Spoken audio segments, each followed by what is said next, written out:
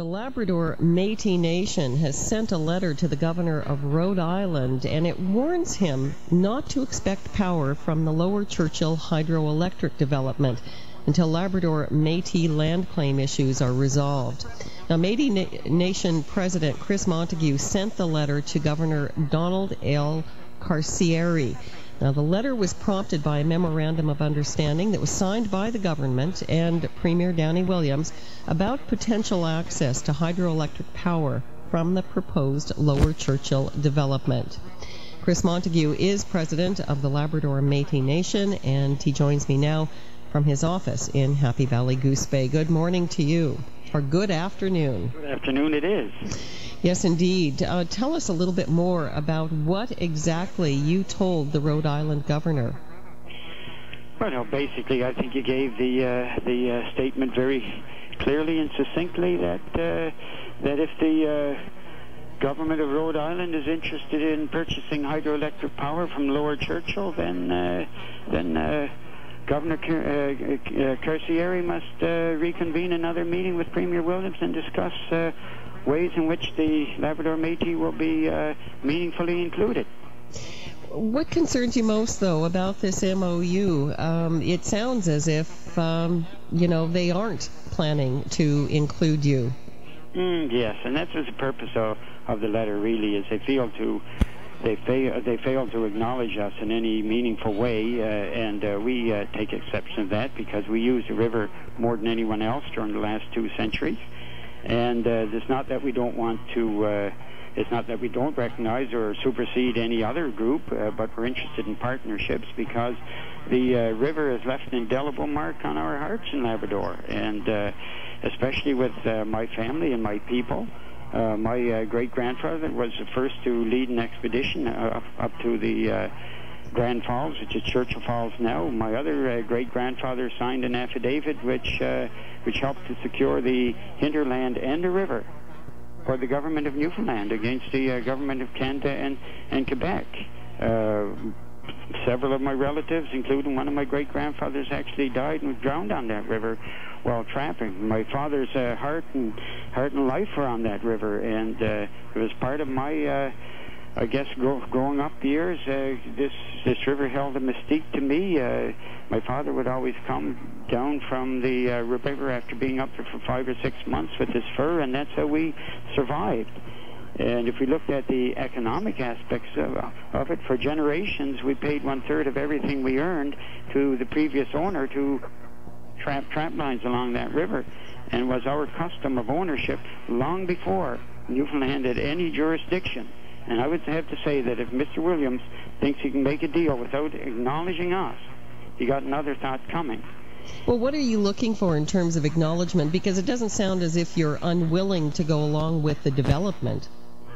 No, it's not necessarily that we go against the development at all, but we're meaningfully included. We work in partnership with the government and with other groups in the area, and that we sure that, and we want to take part in any discussions which make sure that any of the benefits coming from the Lower Churchill, if that project is to go ahead, the primary benefits go to the people of Labrador, whether they be Inuit, Métis, or any other people. Dollar benefits.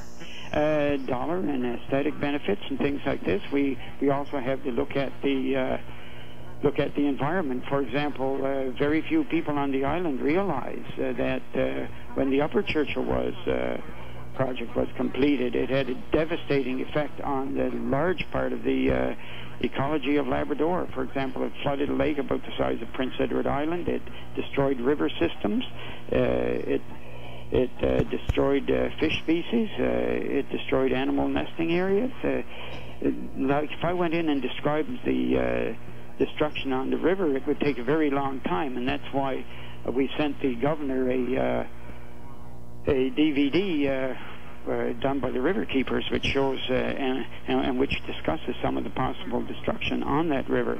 You know, the other thing about it is that the governor thinks that he's getting green points of sort of pollution-free power. Just think of the area which is going to be destroyed just by the Lower Churchill alone, which is about 1/5 the size of his state. and I think he should know that. But no matter what kind of development proceeds on that front, you know that there will be environmental damage. Yes, and that's why we have to look at impacts and benefits. If the impacts outweigh the benefits, then why should the project go ahead? Because that river is valuable in itself. And so those things have to be looked at as well. It's not just as simple as we're going to flood a river, we're going to damage this area, and then ship the power out. There's hardly any talk of how we're going to use the power. And it's all talking about shipping it out of Labrador. How do we get it out? Well, the question is, if they are going to do a project, why not discuss how we go keep some of that power in Labrador? How will we get power down to people on the south coast of Labrador? How will we get it up to the people on the north coast of Labrador? How will we put more power into the upper Lake Melville area? Can it be used for business development and smelters in this area? So there's a myriad of things that we have to deal with and we have to discuss. And in order to do that, I believe that the Métis had to be included in a meaningful way. Why did you choose to go straight to Governor Carcieri, though, and not back to Premier Williams? Well, basically, didn't Premier Williams go straight to Governor Carcieri? And this is where the issue lies now. And but isn't the governor just likely to say, "Look, this is an internal problem, and you have to sort this out with your government"? Well, we have yet to see if that will happen. Governor Carcieri can handle it in whatever way he wants. If he wants to handle it in that way, it's good. But our side must be heard. You know, the people of Labrador. And if have to be heard. If you aren't heard, what's the plan?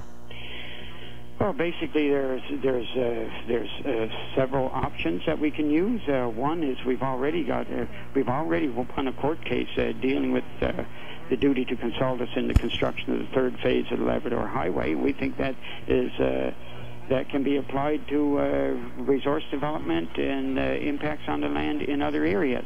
Right now, we are preparing to actually issue court challenges for some of our hunters who were charged with hunting in spite of the premiers and the deputy premiers' assurances that they would stay at arm's length. It's too early, of course, to have heard from the governor yet, but are you expecting to hear from him? Well, that's yet to be seen. I hope we will, and we will be ready to discuss this matter with him. The important thing is, though, that he knows that we are serious about this, and we are people with a vested interest.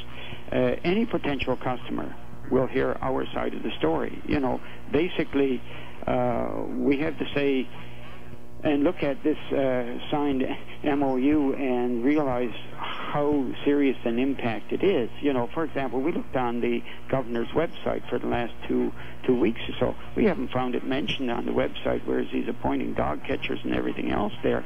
This MOU was not mentioned, and so it makes me wonder about the spirit in which it was signed. You know, you're still half a continent away, and how are you going to get the power out there? Is it a safe signing, for example? That's another thing. Or is this just reckless hearsay that seems to be a sort of a trademark of this premier about Canada becoming, about Newfoundland and Labrador becoming the 51st state of the American Union? You know, where are we going to draw the line here? But there's one thing that is certain, that if anything comes of this, then the Métis Nation will make sure that we will stand up and be counted and be meaningfully included on anything that happens on the Lower Churchill. Mr. Montague, thank you. Thank you very much. That's Chris Montague. He is the president of the Labrador